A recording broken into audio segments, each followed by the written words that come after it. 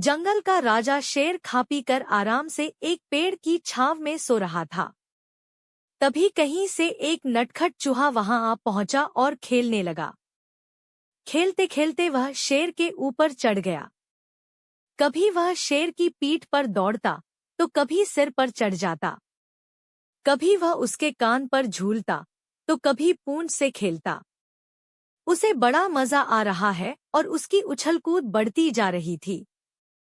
नटखट चूहे की धमाचौकड़ी से शेर की नींद टूट गई। आंख खोलकर उसने देखा कि एक छोटा सा चूहा उसके ऊपर खेल रहा है। उसे बहुत गुस्सा आया और उसने चूहे को अपने पंजे में दबोच लिया। शेर के पंजे में आते ही चूहे डर गया और थर-थर कांपने लगा। शेर बोला, बदमाश चूहे, तेरी इतनी हिम्मत कि तू जंगल के राजा शेर की नींद में खलल डाले। अब तेरी खैर नहीं। मरने के लिए तैयार हो जा, अब मैं तुझे मारकर खा जाऊंगा। मौत सामने देख चूहा गिड़गिड़ाने लगा, वनराज, मुझे क्षमा कर दे। मुझसे बहुत बड़ी भूल हो गई। मुझ जैसे छोटे से प्राणी को खाकर आपको क्या मिलेगा? आपका पेट तो भर नहीं पाएगा। कृपा कर मुझे छोड़ दीजिए। अवसर आने पर मैं अवश्य आपके काम आऊंगा। चूहे की बात सुनकर शेर हंसने लगा और बोला, मैं जंगल का राजा हूँ। मुझसे बलशाली इस पूरे जंगल में कोई नहीं।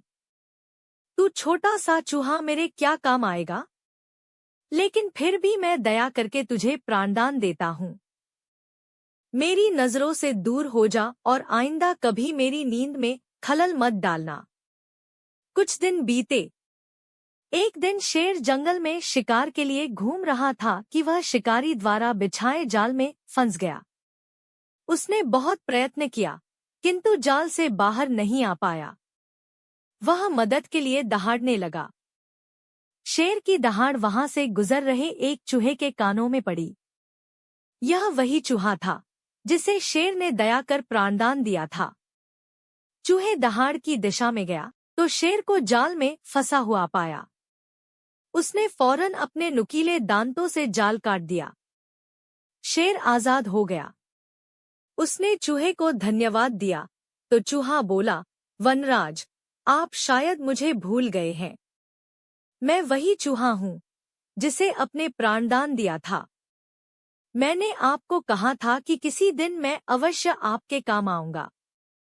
देखिए, आज मैं आपके काम आ ही गया।